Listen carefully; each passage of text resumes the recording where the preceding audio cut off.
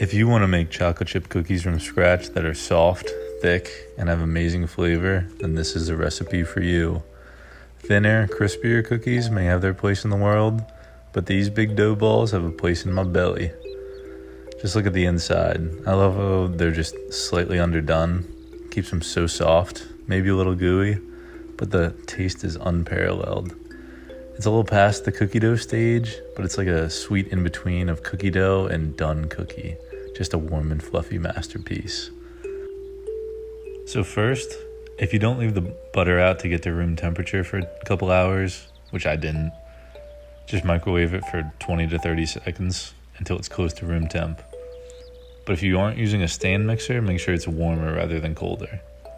So then you're just going to add the sugars and cream the butter and sugars together. And if you don't know what that is, it's just basically mixing and pressing the ingredients together until it's light, fluffy, and creamy.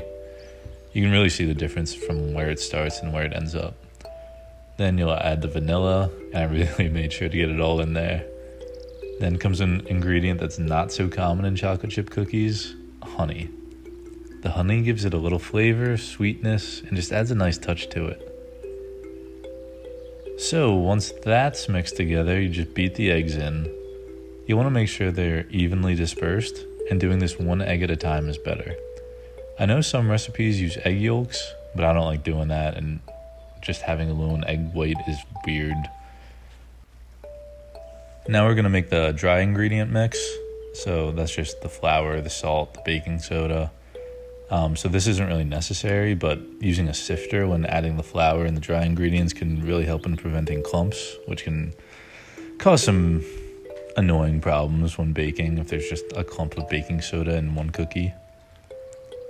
So not needed, but if you want to, and make it a better product. But this is a super simple recipe and you really can't go wrong without it, so you're all good. Now the amount of flour may vary from place to place and the type of flour used. So if your dough feels a little too sticky, feel free to add a little bit more flour. It's easier to add flour than take it away though, so be careful. So then you're just going to pour all those chocolate chips in. Do you really need to measure? You do that with your heart. Using chopped chocolate is also an option and can make for super chocolatey cookies, but I just like mixing up some dark chocolate chips and some semi-sweet chips. So the next step is pretty key if you want those thick cookies. You're going to want to roll the dough into taller like dough balls rather than wider or just circular. That way they'll spread less in the oven. And then you're going to want to put them in the freezer on like a plate or baking sheet and then preheat the oven. This will really help the flavors develop and it'll make sure the cookies spread less and they'll be thicker. Then you're just going to bake for like 8 to 14 minutes. I know that's a big range, but it really depends on your preferences and your conditions. Just know that the cookies will cook internally for a few minutes once they're out of the oven. So generally you're going to want to take them out just before your desired doneness.